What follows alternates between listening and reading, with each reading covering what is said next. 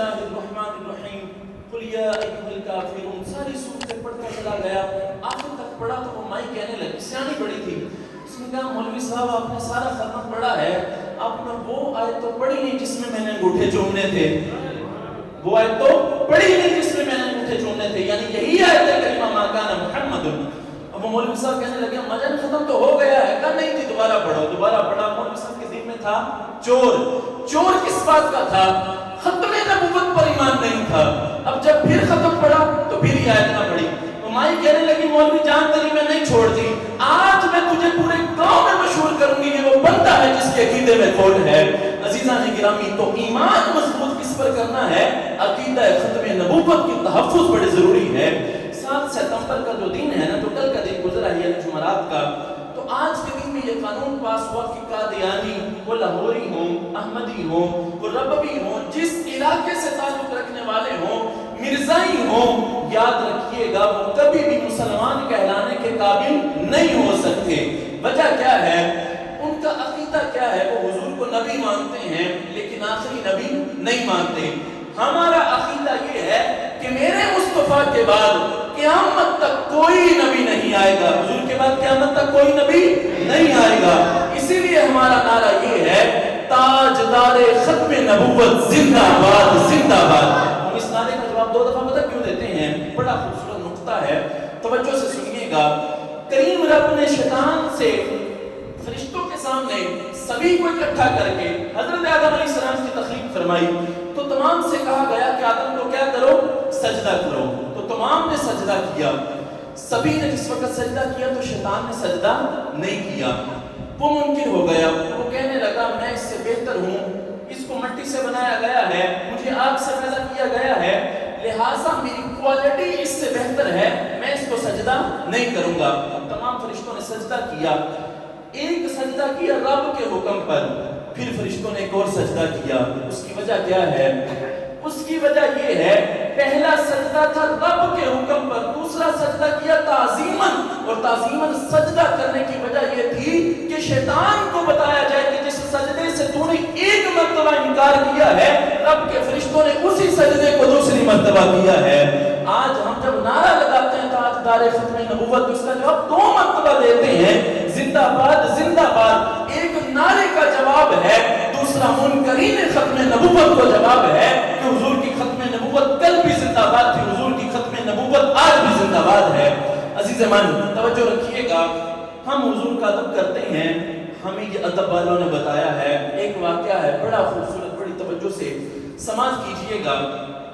سلطان محمود غزنوی، تو ان کا وزیر ہے ایاز، جملہ آپ نے سنا ہوا ہوگا، ایک ہی صف میں ہو کے کھڑے محمود و ایاز، نہ کوئی بندہ رہا نہ کوئی بندہ نواز۔ تو ایاز کے بیٹے کا نام تھا محمد، اس نے اپنے بیٹے کا نام حضور کی نسبت سے رکھا ہوا تھا۔ تو ایک دن سلطان محمود غزنوی نے وضو کرنا ہے، وضو کے لیے پانی منگوانا ہے، تو منگوانے کے لیے ایاز کا بیٹا محمد ہے، تو اس سے کہا اے ایاز کے بیٹے مجھے وضو کے لیے پانی چاہیے۔ پانی دیا گیا، وضو کر لیا، تو ایاز حاضر ہوئے، حاضر ہو کر کہنے لگے سلطان ہم سے کوئی غلطی ہوئی ہے، اگر کوئی غلطی ہوئی ہے تو بتا دیجئے، آپ نے آج میرے بیٹے کو کہا اے ایاز کے بیٹے، آج آپ نے اس کا نام نہیں لیا، اس کی وجہ کیا ہے؟ میں بڑا پریشان ہوں، اگر کوئی غلطی ہے تو مجھے بتا دیجئے۔ اب ادب رسالہ دیکھیے گا، سلطان کہنے لگا ایاز غلطی کوئی نہیں ہوئی، وجہ یہ ہے میں نے حضور کا نام کبھی وضو کے بغیر لیا ہی نہیں ہے، میں نے کبھی بھی حضور کا نام وضو کے بغیر نہیں لیا۔ بے شک یہ میرے بیٹے کا نام تھا لیکن نسبت میرے مصطفیٰ کے ساتھ تھی تو میں نے یہ نام کبھی بغیر وضو کے نہیں لیا۔ وجہ یہ ہے، ادب یہ ہے۔ اب اسی ادب کی وجہ سے عزیز من ہم خود بھی ختم نبوت کے پہرادار بنتے ہیں اور دوسروں کو بھی تلقین یہی کرتے ہیں۔ انسان کا ایمان اس موقع پر ڈگمگانا نہیں چاہیے کسی بھی صورت میں، کسی بھی لحاظ کے ساتھ۔ اب توجہ کیجئے گا، احادیث طیبات کی روشنی میں اس عقیدے کو سماعت کیجئے گا۔ نبی کریم علیہ السلام کی بارگاہ میں ایک بدو آیا، حاضر خدمت ہوا، اس کے ہاتھ میں ایک گو تھی، گو یہ ایک جانور ہے، یہ چھپکلی نما ہے، چھپکلی سے تھوڑا بڑا ہے۔ تو وہ جس وقت حضور کی خدمت میں حاضر ہوا، اس کو لے کر وہ کہنے لگا کہ میں آپ پر ایمان اس وقت لے کر کے آؤں گا جب یہ وہ آپ کی نبوت کی گواہی پیش کرے، یہ نبوت کی گواہی دے۔ اب جانور ہے، لوگ تو کہتے ہیں نا جانوروں کو کیا پتا، لیکن یاد رکھیے جب سے میرے مصطفیٰ اس دنیا میں آئے ہیں جانوروں کو بھی پتا ہے کہ حضور رحمت عالم ہے۔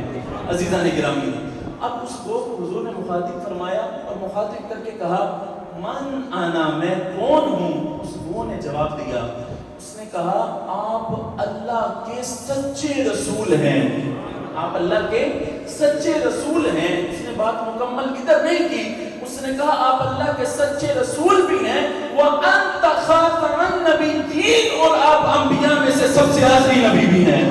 عزیزان گرامی، وہ کون یہ گواہی دے رہی ہے؟ آج لوگوں کو نہیں پتا چلتا حضور اللہ کے آخری نبی ہیں، جانوروں کو پتا ہے کہ مصطفیٰ کریم علیہ السلام پر دروازہ نبوت بند ہوا ہے۔ اب توجہ رکھیے گا، ایک اور حدیث مبارکہ ہے، نبی کریم علیہ السلام کی خدمت اقدس میں ایک جانور لایا گیا، خچر۔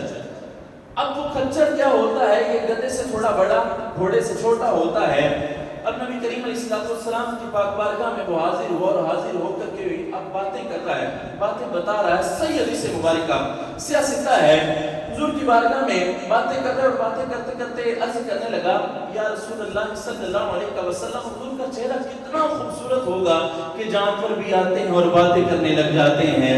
ایک سونا دوجا مودا میٹھا، وہ تو قاتل نین نشیلے، آزم ایتھے کلا نہیں تو ایتھے لٹے گئے نے قبیلے۔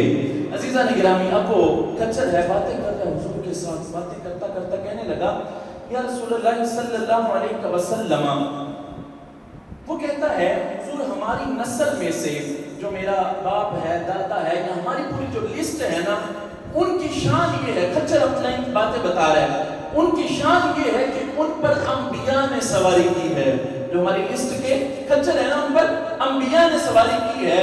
حضور مجھے پتا چلا کہ آپ اللہ کے انبیاء میں سے آخری ہیں، تو میرا جملہ یہ ہے حضور آپ انبیاء میں سے آخری ہیں، میں اپنی نسل میں سے آخری ہوں۔ اب خچر حضور کو بتا رہا ہے، یعنی بتانے کا مطلب اور سمجھانے کا مطلب یہ ہے جانوروں کو پتا ہے میرے مصطفیٰ کے بعد قیامت تک کوئی نبی نہیں آنے والا۔